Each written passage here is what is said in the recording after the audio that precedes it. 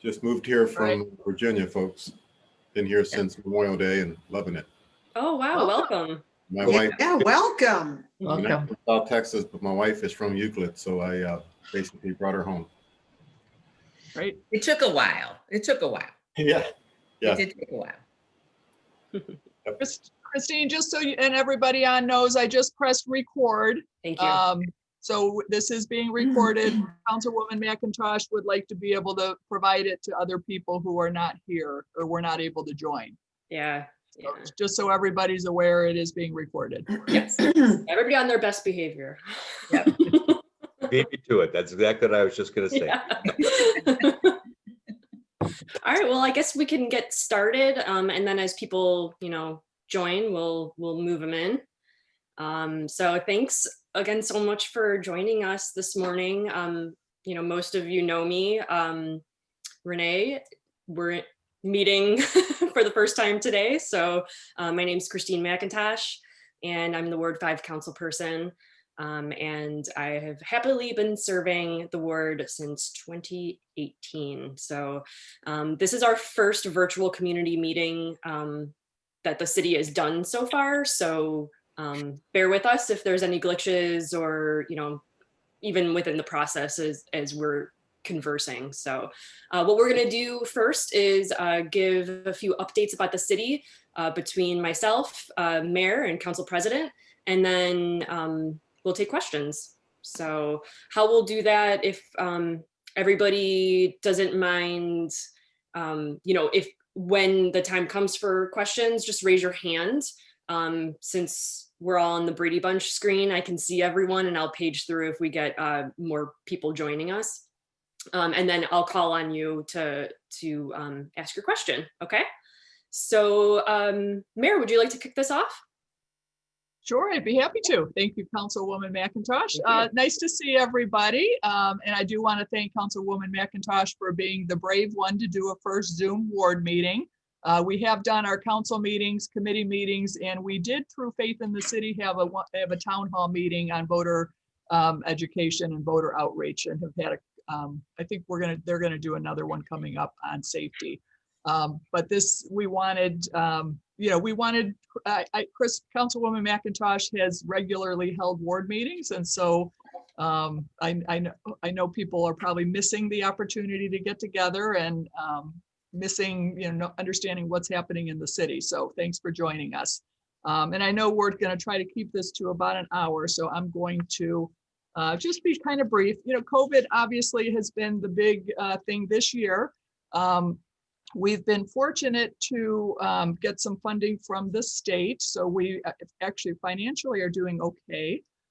We've been able to use our COVID dollars in a number of different ways. The biggest part is to help support first responders. So we did use a good chunk of what funds we received to support police and fire salaries, which helps our general fund. We also were able to do some improvements so that we can work remotely, and so we can do things like this. So improve some technology in order to be able to continue to do business during the pandemic. We've made some building improvements to City Hall. We've been closed to the public, but city staff has been working hard. I do want to really take a minute just to thank them, because with very few exceptions, people have been coming in. We have enough space. We're able to, work distantly and limiting meetings, doing as much as we can over the phone and internet. But I think for the most part, really have been able to continue to serve our residents, again, through remote, through phone, internet, and fax and things like that. So I do appreciate everyone's really hard work and the residents' patience with us through this process. Senior Center sort of is, has kicked off. They've right away kind of switched to drop off meals, drive-through pickup meals, continued their home delivered meals. So they've and made some outreach calls to our seniors. So that was one area that transitioned a little bit. Our rec department switched to some online programming that has had some involvement, but they're getting ready to, look at, kind of planning more for next year. So I do want to and then we've been able to provide some testing in partnership with our Faith in the City group. Really has been an active part in that, and we work with both Cleveland Clinic, UH, and Metro to bring some testing events to the city. We are working with the Board of Health and Metro to kind of be prepared for when vaccines are available, so that if possible, we can do a vaccine event as well. And they have some practice in that area in terms of doing some vaccines with the middle school kids in Euclid. So we're, you know, that's been a lot of our focus this year, is really responding and reacting to that. But I will say, you know, in a pandemic, and it seems like we've all been stuck at home, that things sort of, hello, we can hear you, Dan. Yeah, hi. Can you hear us? Loud and clear. Okay, good. So just, you know, from the project, in terms of projects happening, you know, waterfront development has continued. Phase 1 of the trail is complete. Phase 2, they started mobilizing in October and just started working in the water this week. So that's exciting. Council, I thank Council for authorizing the beginning of that work. If all goes well, that project should be done next fall. It's been great because we've had a lot of interest. We've had a lot of publicity because of the trail. Both the city of, or the county, and NOACA, which is our Northeast Ohio Area Coordinating Agency, are building on what we did and undertaking planning efforts for waterfront.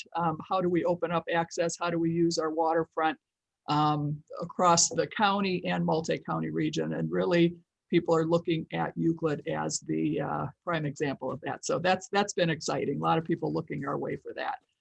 The wastewater treatment plant has the conversion to the biomembrane system is in process. It's about, I think about half the membranes are in and functioning. So that has been helpful to us. The next step with that is the top of the tank. So some planning as they continue to work through that process. We are working with the EPA to try to look at our consent decree and what we have to do next, trying to get a little bit extra time and trying to look at not having to do our second equalization tank. And so we're making some progress in that area. But from a ward standpoint and from a community standpoint, the next step will be we'll be looking for some resident input on what happens in the green space area above the equalization tank. So that'll be exciting to finally get that fence down and see something exciting happening right on that corner. We've seen some this year, some real increase in new housing starts. So we have probably about 15 single family new houses in process. These are in, I think, almost all cases on lots that the city acquired through the county land bank. So they were either where homes had been demolished or it was a vacant home. In most cases, homes had been demolished and we now have an empty infill lot. And we have a couple of developers. Amato Homes is one who is out of Akron and now has, I think, about 6 homes in process. So he's going to break ground on 238th Street. He has 2 on 238. I think is going to break ground on those officially on Monday. So it's exciting to see new interest in housing here in Euclid. You know, when you have a new home, that really impacts the values of the whole street and the whole neighborhood. So we're excited to see, and they're selling. There's a home on South Lake Shore and a home on Paz now that both sold over 220,000. So good news for the community. I think Councilwoman McIntosh in her email probably talked about the holiday lighting and the cards. So if you have a chance, I would invite anyone to walk through Triangle Park. We weren't, because of COVID, able to do our holiday lighting event, but we threw out, we know people are looking for things to do. So we kind of had a brainstorm, hey, let's see if people would want to do a giant holiday card and we'll display them in Triangle Park. We were amazed right off the bat. We thought, oh, maybe we can get 25. And so we limited it that. Right away, we had 25. And it's a combination of neighborhood groups, departments in the city, individuals, churches that took this on and did it. And, I think we had 10 or 12 people on a waiting list. So If you have a chance, you want to do something, get outside, walk through Triangle Park and see the cards that the community put together to provide holiday cheer.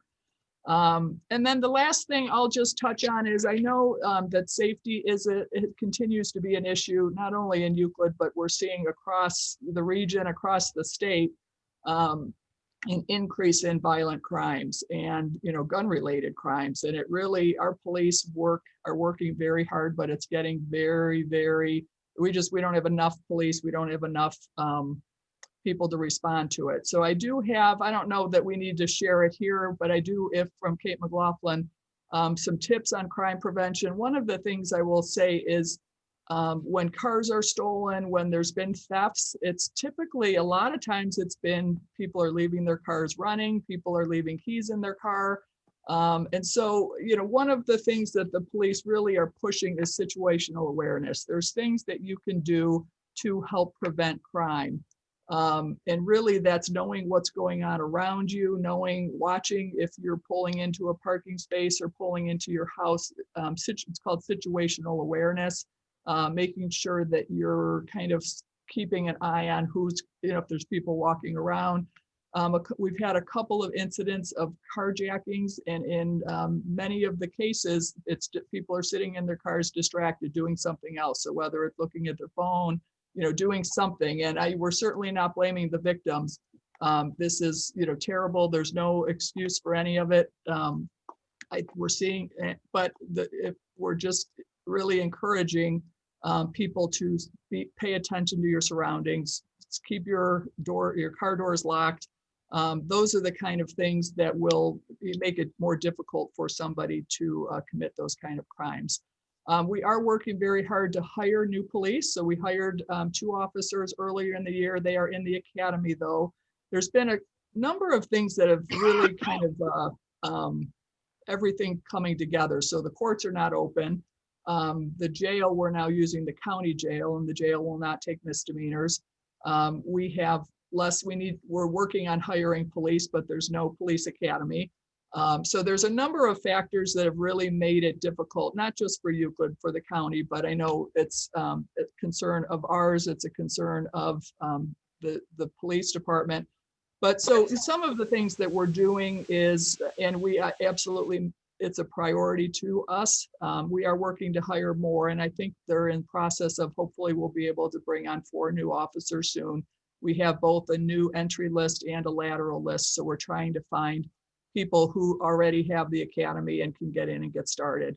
And we'll continue that into next year. We do have a COPS grant, which was written to provide special details and really look at getting involved in preventing gun violence and incidents involving guns. So some of that is targeting certain areas, and with our crime analytics unit, we're able to know where a lot of the events are happening and make some targeted efforts towards that. So that's sort of where we are. We're also looking at, from a police department, some other initiatives and how that can help us, of course, continue to improve the department. They've worked, the police and all of our city staff have worked during COVID. Police and fire are working 24 hours a day, and they're in buildings together, and we've had some incidents of COVID, but not, it has not hit us like some other departments. And so it's a very difficult job as it is. And then with dealing with the pandemic, dealing with increased crime, they are doing the best job they can with the resources that we have. And so, we're seeing the other piece I think we need to look at from a community perspective is we're seeing a lot of increase in domestic violence calls. And I think that's probably COVID related as well. More people are home, more people are stressed. There's, difficulties if you've lost your job or you have less income. And so, look out for neighbors, communication and getting to know one another, communicating crime prevention tips, being out, people aren't out and about. So having people and eyes on the street is the biggest, is a great deterrent as well. So please know we take it very seriously. We are working hard to hire more officers. We are working hard to, look at other tools and resources available to us. We do work in partnership with many of the task forces available through the county, through the FBI, through other. So, some of the special detail task forces and partnerships, we take advantage of those as well to, really add resources and efforts here. So I don't know if you'd like me to share that sheet. I could share my screen, but it's probably hard to read on the screen. I will share the crime prevention sheet with Councilwoman McIntosh, and she can send it out. So how about if I stop there? I'll be happy to answer questions when we get to that point. Unless there's something else you wanted me to cover, Councilwoman. Thank you, Mayor. That was a great update. The only thing that I thought maybe we could touch upon, it's pretty early, is the Euclid Creek Metro Parks expansion that's happening. Well, it's in the process now. Do you have any info that you can share, just like in a nutshell? Sure.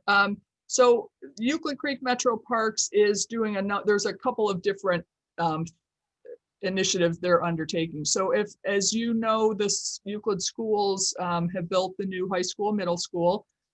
Central Middle School, there was a clause in there when that school was built. I think it was originally on Metro Parks property, or at least part of it. So when Central Middle School is demolished, the property reverts back to the Metro Parks. The Metro Parks plan is just primarily to use that as passive green space. But they're also looking at improving the connections between Euclid Creek Park and what will be a passive park there. So looking at making it easier, more accessible to get in and out of the park. Those of you who have to go in and out of the driveway or the roadway into the park know it's often difficult to get out onto Highland. So they are looking to make some improvements there that would include a light and an actual four-way, driveway intersection rather than the slip lane. And then making some improvements from the entrance to the park down to Euclid Avenue, and then better connections across Euclid Avenue into the Central Middle School site. So it will, expand the park towards to the north using Central Middle School. There are larger term plans through the Cuyahoga County Greenway that would then, somehow connect Euclid Creek and Central Middle School down to Euclid Beach Park, and that includes another trail. So it's exciting to think about. One of the things during COVID, my husband and I have done is rode the towpath trail on our bikes, not at once, in small chunks. And then when we finished that, we're doing the Emerald Necklace. And so it's really, it really opened my eyes to what a trail and the connections and a path from parks through communities can do. And so I think it's really exciting. It'll be a nice addition and amenity up at Euclid Creek for all of us to enjoy. Thank you. Yeah, I'm really excited about that. I think it's going to be really good for that area on Euclid Avenue, and maybe help calm traffic a little bit, slow cars down when you have, a improved intersection, improved trail connections. It's really, really cool. So thank you, Mayor, for your updates. A lot of good content there. Council President, would you like to take this opportunity to give a few council updates? And then after you, I'll speak a little bit. Oh. Let me see if I can unmute you. Oh, I can't. Okay. Oh, there you go. I'm so used to not being able to mute that I think I forgot how. As many of you probably already know, the City Council each 2-year term does council goals, which allows the ability to be a little more proactive in our activity versus reactive to, as you see the legislation come up, it's usually in response to something occurring that we need to either revise or talk about a new plan. So last year, or this year, feels like last year, this year at the beginning of the year, just before COVID hit, council did put together some goals for the next 2 terms. And they hit things like review of our tax structure. How do we increase revenue? And as many of you probably know, we just went through and approved to have Rita work with our tax department to hopefully increase revenue, find, and be able to address all of our taxpayers.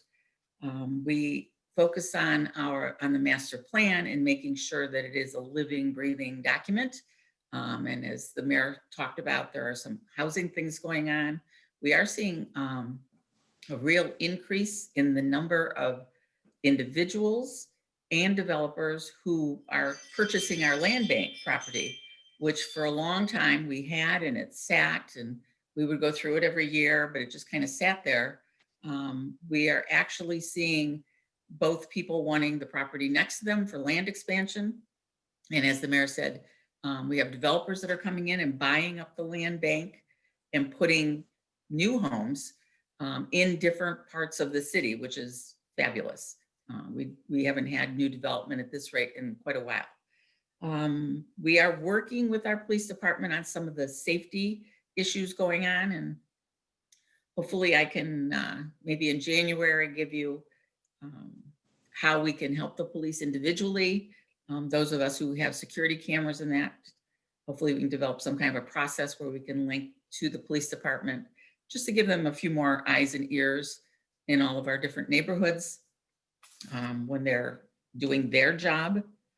We actually, under city assets, we take a look at our individual, the golf course, shore, the ice arena, the things that we own and utilize. And shortly, we will be talking more about shore and being able to actually increase its productivity, keeping it open to everybody, doing more programming there. So stay tuned for that. We are trying to form a new community development corporation, which, as many of you know, many cities have and are very vital to the cities, because there are things that a CDC can do that probably those of us in government can't do as well. So stay tuned for that. I think you're going to hear some exciting things there. And one of our goals was to establish a Euclid Avenue Revitalization Committee. That has been done. They are meeting. It is chaired by Councilman Brian Moore.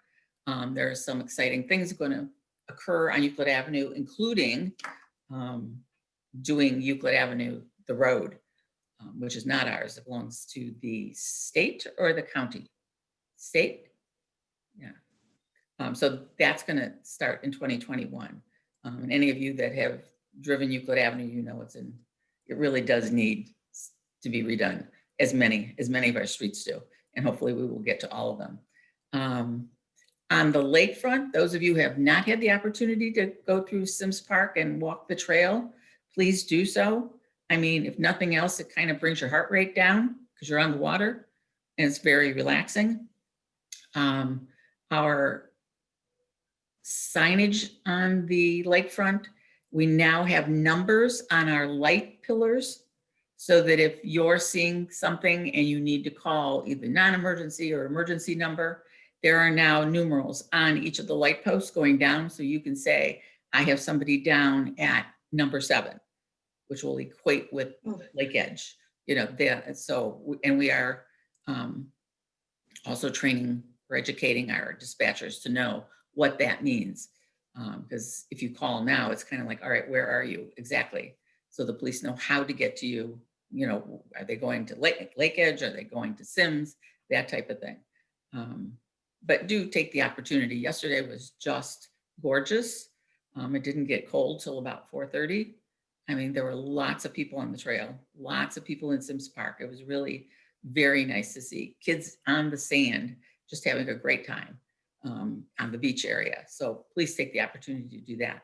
And with that, I'm going to be quiet now and available to answer questions. Thank you, Council President.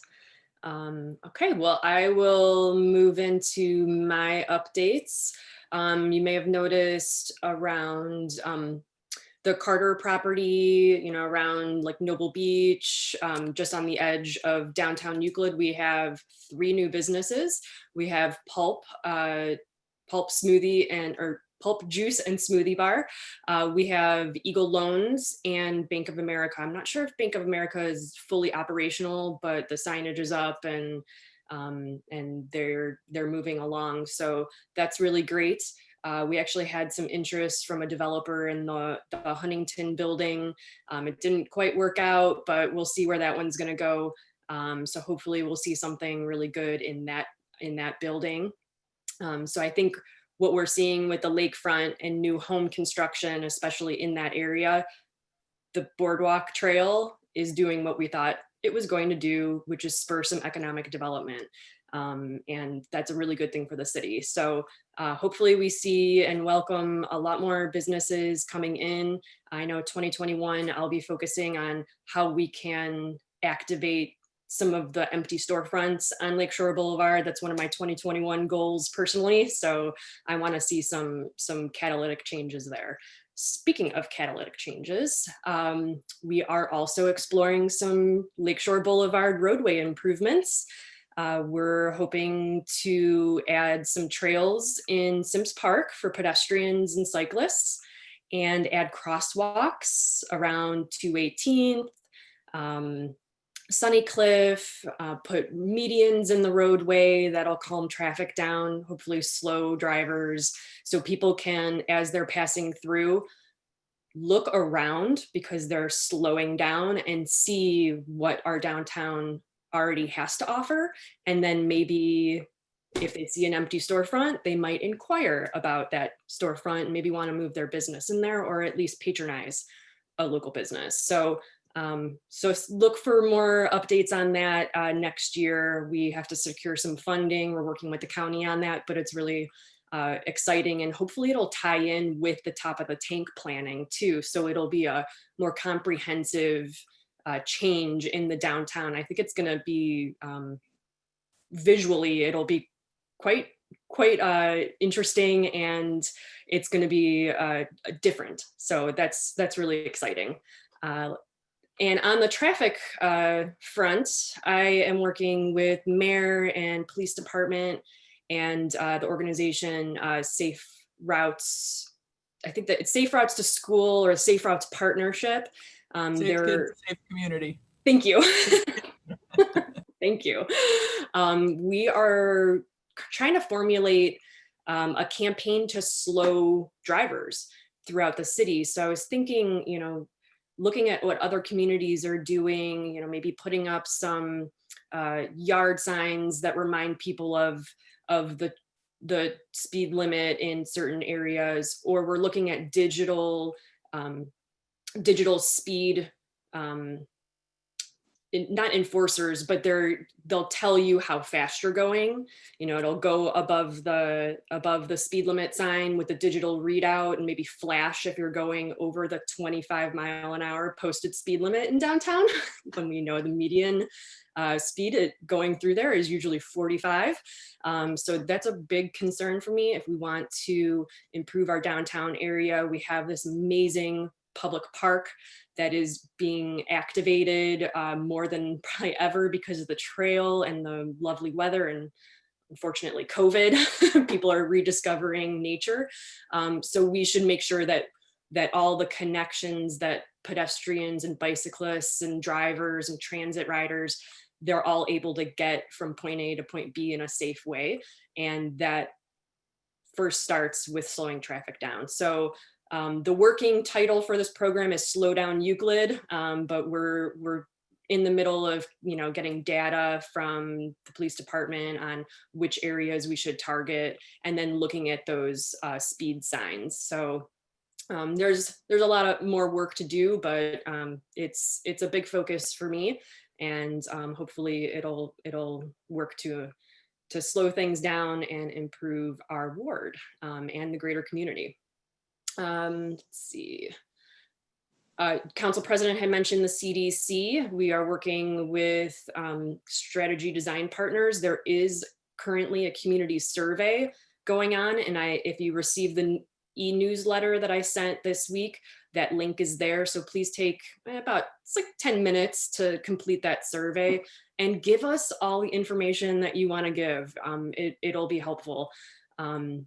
and they're doing an environmental scan for us, you know, what other community development corporations are doing in the greater Cleveland area, and then kind of comparing their services to what our community wants and needs. And then we'll try to figure out what's going to be the best plan for improving economic development. And that's where CDCs can really come in and help communities. Since they're non-governmental, they're nonprofits, they can go out for grants and things that we can't do right now.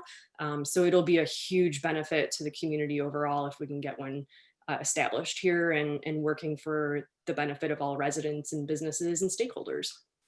So there's that. If you did not get the survey or didn't see it, look on the city's social media accounts, on the city's websites. I can email it to you. Just send me a note and let me know if you need it. Let's see what else. This fall, we took a pledge through Power a Clean Future Ohio. They are a coalition of partners working to reduce carbon emissions in the state of Ohio. So it's a environmental and public health focused group. And we took the pledge to reduce our carbon emissions by 30% by 2030. And we happy to report this is from 2010 levels. So we're already 17% of the way there. So we are looking real good, and we're just going to keep improving those numbers, looking at, you know, converting our fleet to our city fleet to EV electric vehicles. We're trying to get charging stations around the library and looking at other places within the city that we can put electric vehicle chargers around for public use, as well as if we start converting some vehicles to EVs, maybe there's one at the service department that they can use. So all those little city trucks you see, maybe those will be EVs someday, which would be really, really neat. And we are also looking at, let's see, there's, trying to find my notes, sorry about that. So they also offer a whole bunch of technical assistance, which is one of the huge benefits of going to Power a Clean Future is they, for the EVs, for example, they'll do an analysis of our current fleet and see where we can upgrade and what's going to be the best return on an investment. So there's that. The Ohio Environmental Council is one of the coalition partners. You know, they're looking at air quality. You know, I think COVID has really shed new light on how important clean air, clean water, obviously, is for our public health. So we'll continue to get some numbers about that and knowing, you know, pollution, how that contributes to chronic conditions like asthma and respiratory conditions. So that is a focus.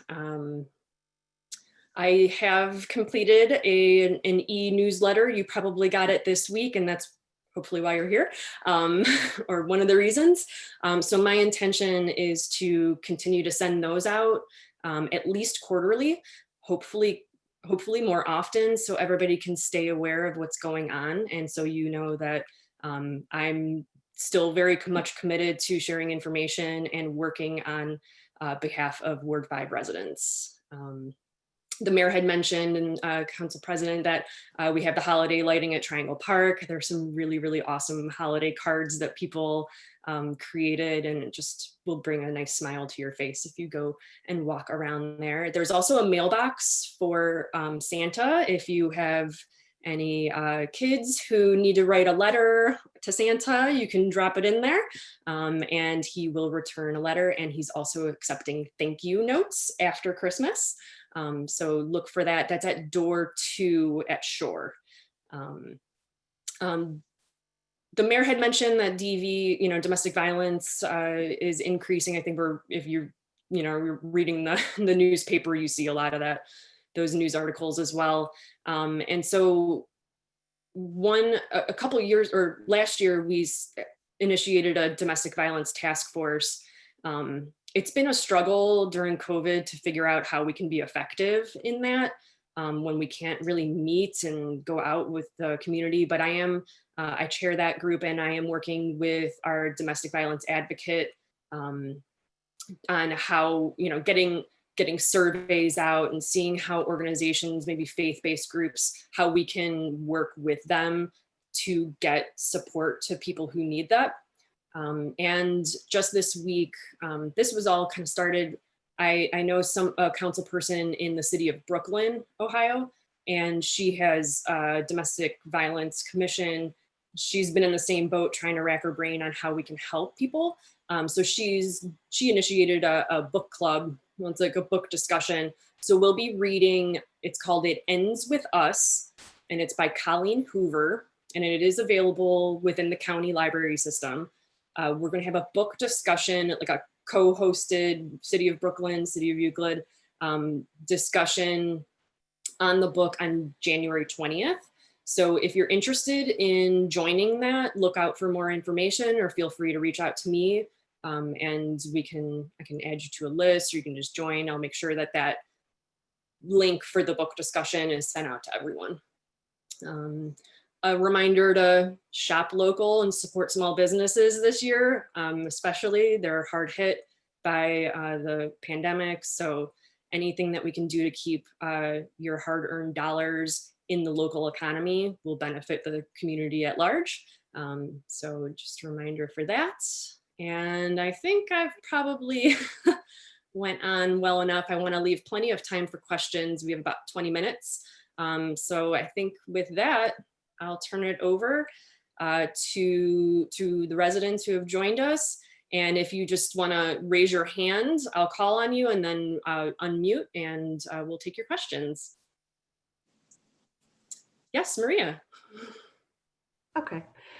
So Mayor, I know that you said that there are things coming over by Central. I noticed that Braveview Manor is that going to be part of what's going on with the Metro Parks? Are they done? Are they closed? Because they were emptying the building out, and I know it's so close to Central. I was just wondering if that was going to be part of the Metro Parks moving forward. Thanks for the question, Maria. No, actually, somebody new bought Braveview, and they are renovating it. So it's going to be. I'm trying to think if that's going to be. It's definitely going to be a residential. I think it might be residential treatment. Let me double check. There's two projects. They're renovating the whole thing, and it's going to continue to be open. I don't know if they'll rename it or if it's continue to be Braveview.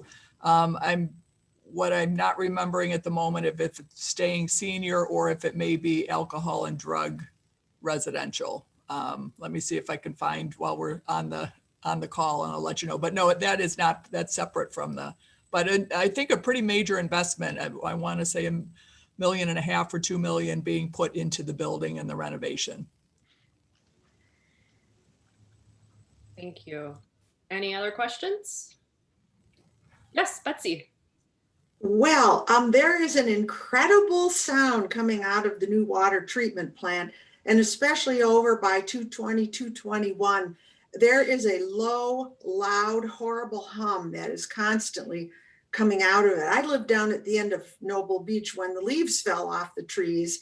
All of a sudden we can hear it down here, but just nothing like it is over there. And it's coming from the middle west side of the whole thing. And the people who live over there are just like, they're just appalled by it. But what is the status of all that low hum? And are they going to be doing soundproofing? Because it's really, I walk over there almost every day, and it's really nearly unlivable over there. Oh, okay. That's the first I've heard that. I know there was a couple weeks ago, I had a call from someone that there was a loud noise happening during the day, but they were actually vacuuming some of the tanks and as they were transitioning things over. So that was a one-day thing. I'm going to have to find out if it's the if it's part of the conversion, if it's something that I certainly hope it won't continue. Let me find out, Betsy, and I'll get back to you. Okay, good. Yeah, And the group, yeah. every time I walk by there, which is almost daily, it's been there now. And I don't know when it started, but once it started, it is just continuous. So anyhow, yeah, it'd be great if they could do some kind of sound barriers on that middle west section or whatever. But yes, look into it. I'd appreciate it. Sure. Thank you, Betsy. You know, going along with that, I had a inquiry from another Noble Beach resident who was unable to attend today. And she is concerned about the landscaping, rather the lack of landscaping at the dead end where it butts up to basically the building at the wastewater treatment plant. So I'll get with Service Director Connect and revisit the plans and everything, but we definitely need some landscaping done over there so they don't have to look at the building, just to have a more enjoyable view in that area. So I don't know if you have, Mayor, if you have any info on the landscaping plan, or if that kind of ties in with, you know, I'm sure that would happen once construction's complete, but if you have any info to share, that would be great. So what I will say is it's not done. It's still a very active construction site. So it really would not make sense to be doing the final landscaping and, you know, prettying it up until they're completely done. But yeah, the plan would be, and that will be part of the conversation with the top of the take planning, is, you know, what that whole area looks like. And it will be, you know, the road is going to be redone back to the Lakefront Community Center. Things need to be put back in place. There will be some landscaping to protect the residential sides. All of that will be done, but it can't be done, unfortunately, until the construction site they're completely done with the construction. Thank you. Anybody else have a question? And if you're not on screen, feel free to just unmute and chime in now. Betsy, I saw your hand up, and then we'll go to Renee. Oh, I It's think actually you just got me. When is that another going to be? Betsy. Oh, There were two another Betsy. Betsy. Sorry, Oh, hello we have two there. Betsies. I was going to go with Betsy Com, but Betsy McCourt, if you have a second question, let's do it after. You're Renee. taking over.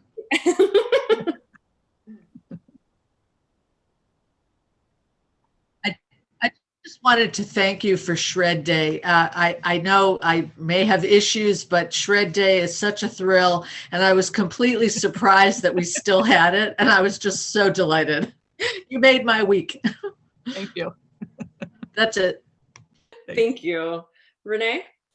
Yeah, I just wanted to say, one of the reasons why I moved here is that, you know, I come from a small town in South Texas, you know, 10, 12,000 people. And I know Euclid's a lot larger, but not a lot, but maybe double.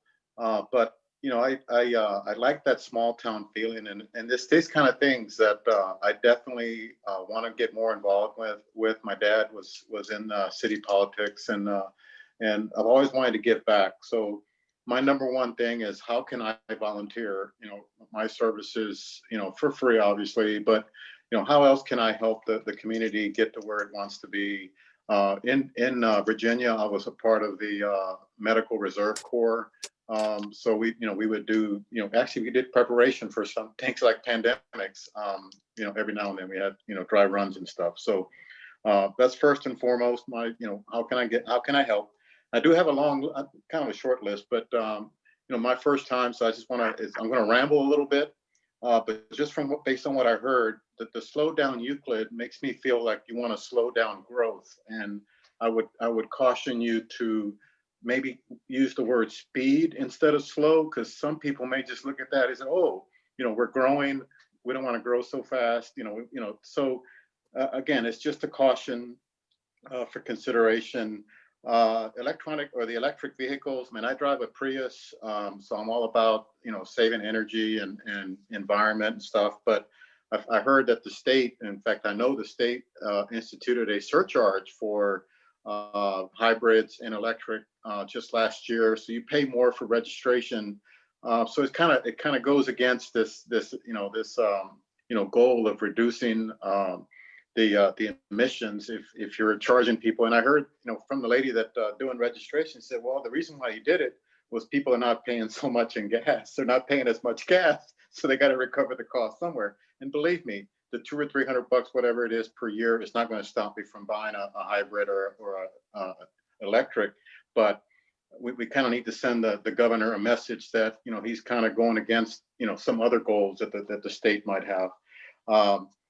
Two more things. Newsletter. You mentioned that the newsletter is probably why people are here. I'm here because of the Euclid Observer. I mean, that's a great plus that has just been started.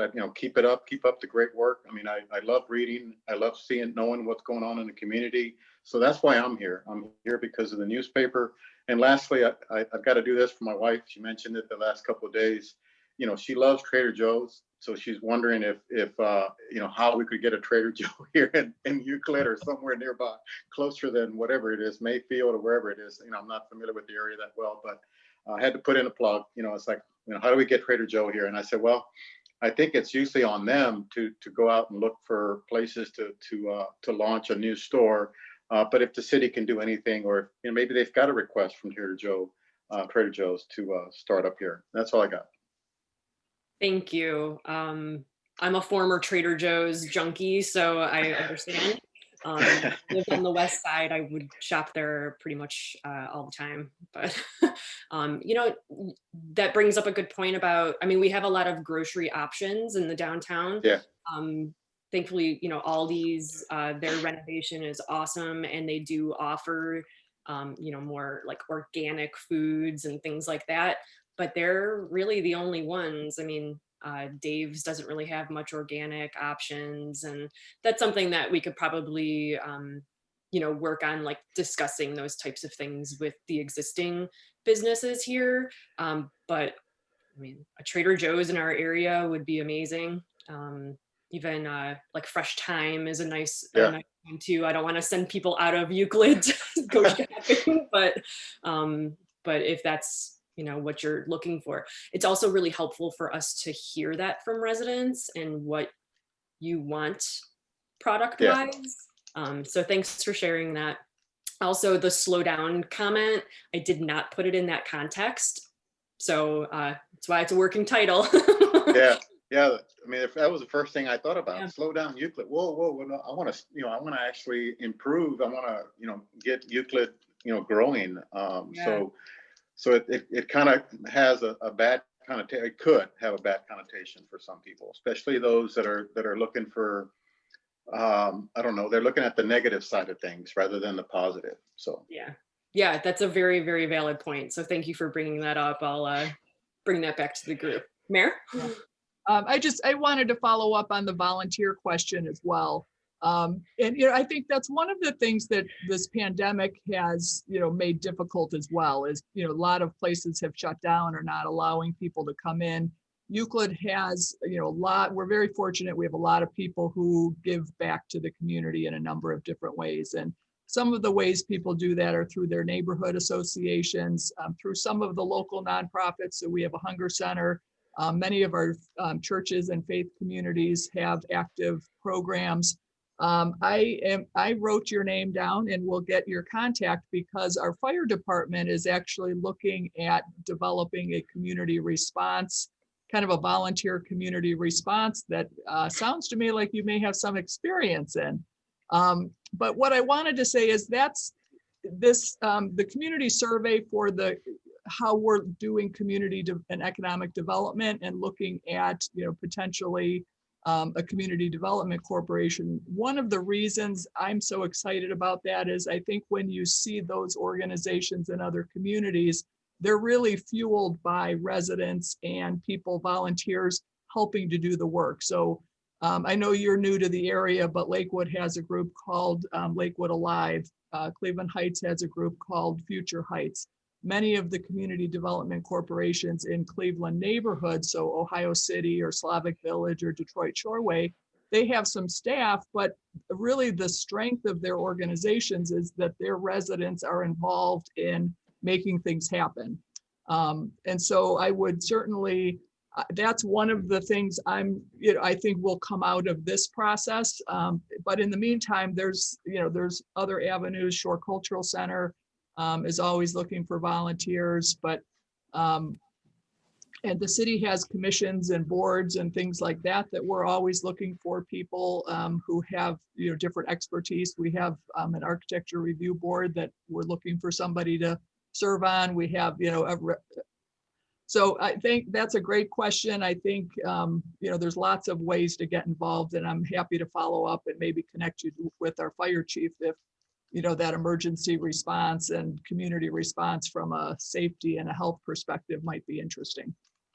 Thank you. That would be perfect. My youngest stepson is a firefighter in St. Pete, Florida. So that would fit right. That would fit right in. Thank you very much. That's very cool. Also, Keep Euclid Beautiful, volunteer led. I mean, it's mostly litter cleanups are our focus. Community art, public art, the murals that you see around town. Keep Euclid Beautiful we're a part of.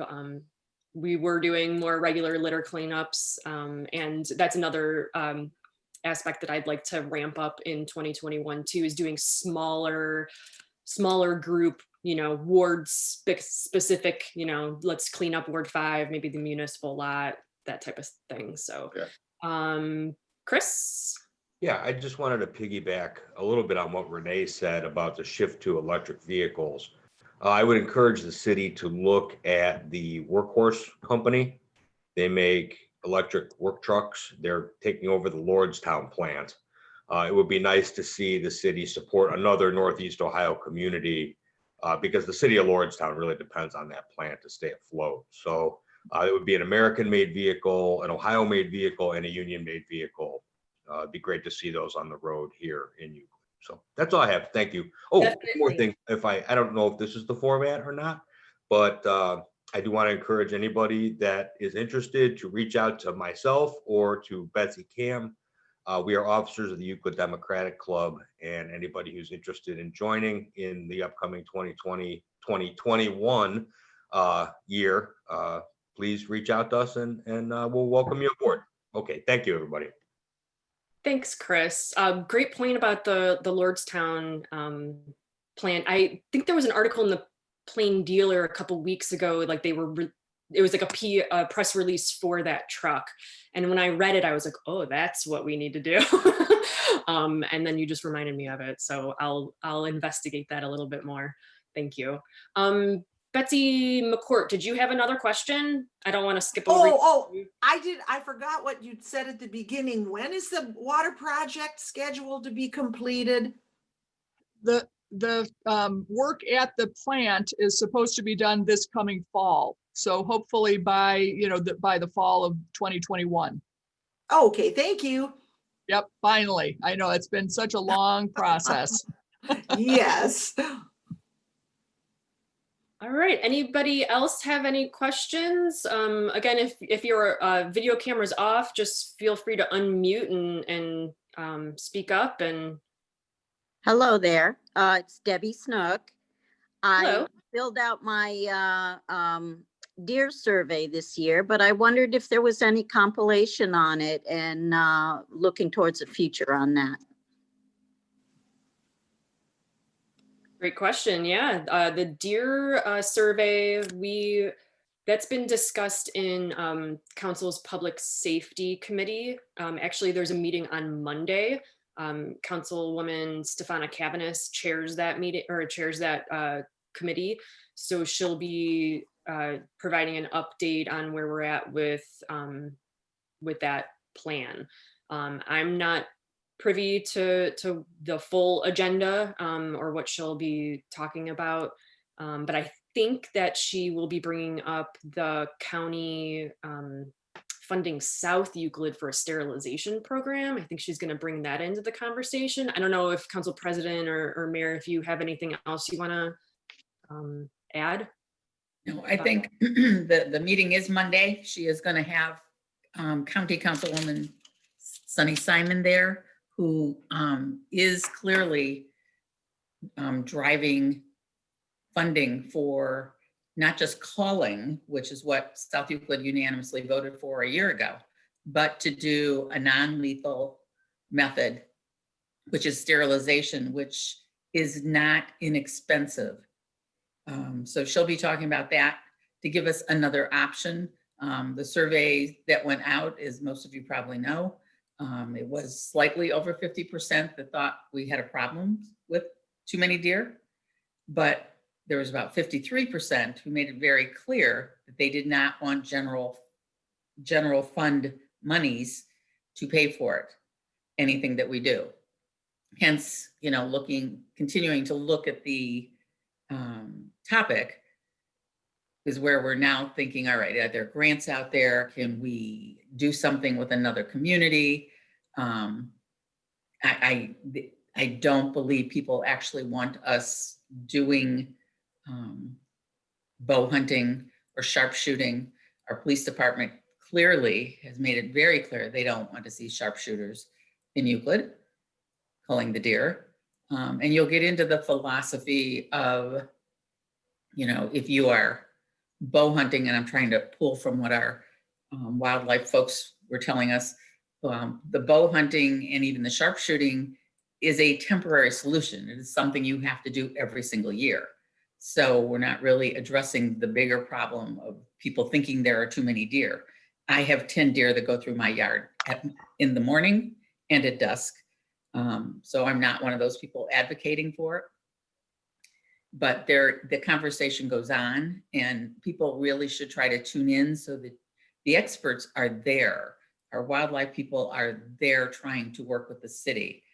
We are not considered a city yet who is overwhelmed with deer, although I'm sure we're all seeing more run across the street, run behind our houses. I'm of the feeling they were here before we were. So we need to respect that. But each of these discussions has been very worthwhile. It has taken a long time. I have somebody on my street who just started a couple of years ago saying the deer were out of control because they started eating his hostas. They had been eating hostas for years, but so letting people know, and I try to let people know when these are going on so you can actually hear what our options are. So Monday night should be very informative. If you're free, it starts at 6:30. It's also a webinar, so you could join and listen or participate. I'm sure the chair will take comments following the presentations, but it is still an ongoing issue, and it is still being discussed. There have been no definite plans made because, as you just heard, there are many sides to this particular issue. So join, listen, participate in it. I think that's it. I got Thank it. you. Thank you. You answered all my questions. Oh, good. Okay, we just have, a minute. I want to be conscious of time and not keep people, I know it's a very rainy and gloomy Saturday day, but or Saturday morning, but we probably all have a bunch of stuff to do, but Well, we'll take Roy Larrick here. 2 more questions. Roy Larrick, good morning, everybody. Morning. And I would like to offer another volunteer opportunity for the spring. And this is in part through the Shade Tree Commission. We're trying to do some very interesting things for Euclid. And one of my goals is to do a tree survey of Sims Park. Some of you may remember that 5-6 years ago, we did a tree survey of the Green Creek Ravine up by Upper Valley Drive, 20 acres. We measured 1,000 trees, about a dozen volunteers over 3 weekends. And we came up with the data to suggest that the forested areas of Euclid, including that ravine, the hill above Euclid Avenue, provide quite a bit of ecological services for us. I'd like to bring that northward to Sims Park, 32 acres, our premier park along the lakefront that is wooded, but it's having some problems. The disc golf course has been very good for the city, but it has cleared out some brush. Some young trees no longer have the ability to grow. The deer are wreaking havoc. It's my goal to do a tree survey as part of the lakefront improvement project and come up with a plan whereby we can keep Sims Park a wooded area for the future. And so the tree survey that I'm suggesting doesn't take much knowledge of trees. You can be instructed on the basics, but it's a lot of fun to get out in the woods and see what magnificent trees we have in a place like Sims Park and get us thinking on how to keep that going. More about that in the spring. Thank you. Thanks, Roy. Yeah, thank you, Roy. Yeah. Yeah, I live right around the corner. I live right around the corner, Roy, so I'm all in. Nice. I'll help with that too. All right, one more question if anyone's got one. Hearing none, seeing none. I have a question. Okay. This is Barb Nelson. Go for it. All right. I'll probably put it in a text message, but first of all, if somebody can make note, there's the remains of a boat or a canoe or something. I was just taking pictures and did the walkway partially where the pier is, but it's a real eyesore and I couldn't believe it. That I don't know how long it's been there. Maybe quite some time, but if somebody could make note, that needs to be hauled away. A really big eyesore. Barb, is it at Sims Park? Yes, it's right next to, before you start walking down towards the pier. It's Okay. like Just, right next to the just to the Sims. east of the pier. Right. Okay. That's it's on the Yeah. beach. Yeah. Exactly. Also, does Euclid Police Department work with community block watch groups, or once the pandemic scare is over with, how can we find out more about that and get people more involved? Because I co-admin one of the Euclid groups that I did send you information on, Christine, and we're trying to get that not as big, of course, as Al Clemens and Cecilia Packard's groups, but those are totally out of hand anymore. Ours is smaller, it's more personable, and people seem to be a lot friendlier on it. But anyway, I would like to promote all these things, and I will type something up on that and do a post. Hopefully, I definitely want to be a part of that tree commission. So I'll find out more about that. Thank you for mentioning that. And as far as there are 2 old bar restaurants, and I'm pretty sure they're in your ward, Christine. One is the old bar restaurant that's been for years a huge eyesore next to Eaton Family Credit Union. That gray monstrosity that's falling apart. Any word on it? Obviously, nobody's going to buy it. Right now, it should be arsoned or blown up. That's how bad, and that's how many years it sat there. There's another one where Al Paul Car Wash was. That's gone now, and you did a little more building there, but it's right next to the closed down dry cleaners. Right.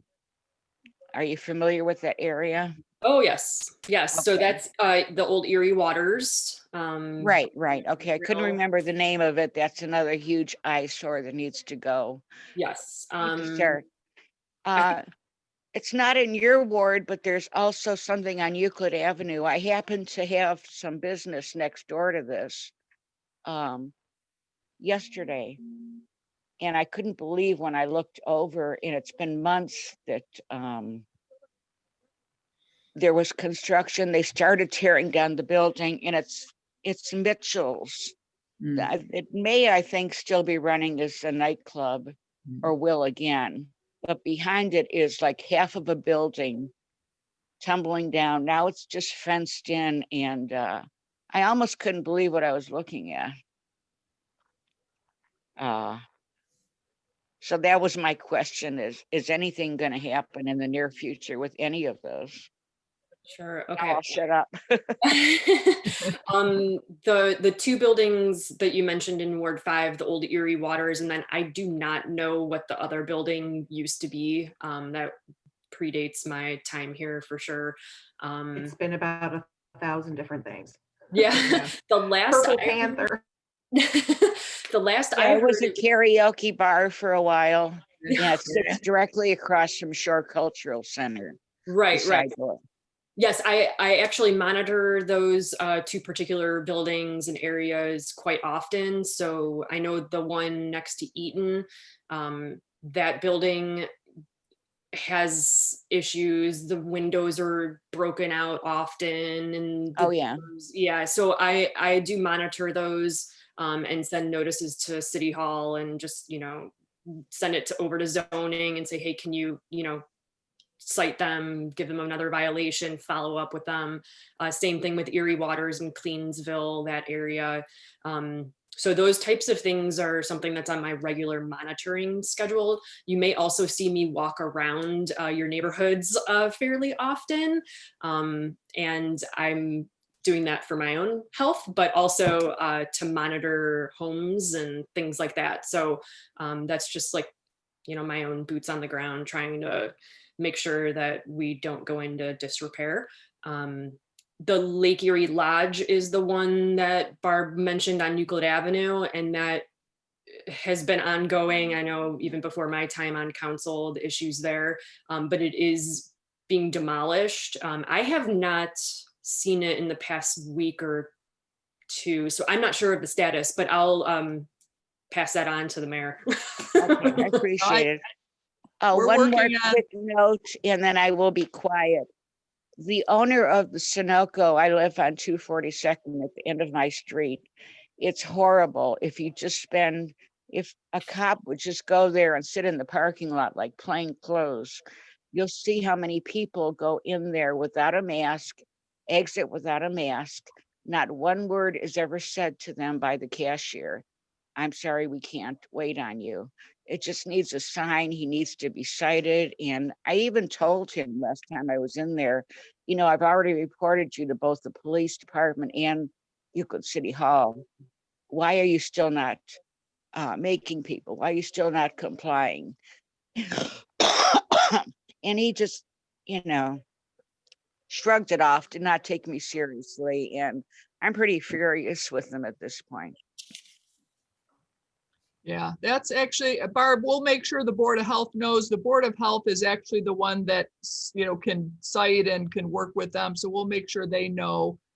Lake Erie Lodge is in process. There's been a holdup. The most of the hotel is down, but what happened is there was a power. All the utilities are in a vault, and we've been having to work through First Energy to get the power turned over. Mitchell's is still open and operating. They were a separate building that was connected, so they're a successful business. We wanted them to be able to continue, but we've kind of hit until the power from that vault gets moved over to Mitchell's, we're sort of in a holding pattern. So unfortunately, we're not happy about that either, but it will be eventual. We're working very hard to get that resolved and then have the rest of the property cleaned up. But Mitchell's will continue to operate there. And then I did just want to quickly touch on the block watch question. The police department does still help create block watch groups in neighborhoods. It's been tough during COVID, but Kate McLaughlin can help with that. And it's important, communication and education and knowledge among neighbors, among the city is the best way, one of the best ways to prevent crime. So having people keep their eyes open, knowing what to look for, knowing when to call the police is important. And so block watch, I think, serves a very important role in our safety, and we definitely are committed to that, and Kate McLaughlin would be the best person to touch base with. Okay, yeah, we just have to start turning the negatives into the positives. Get people more motivated, and they just want to feel a part of things. Right. That's all. It's just a simple getting them involved, and they want to feel, like they enjoy living here. Right. And then they're going to hit the ground running. You're going to see, hopefully, a lot more people happy. Thank you, Barb. All right, well, I think, it's about 10:11, so we went over just a little bit, but I think it was well worth it. So, as a follow-up to the meeting, feel free to contact me with any questions, concerns, comments, suggestions for improving this or anything. Send it my way, and we'll try this again after the new year at some point. So look out for that. Okay.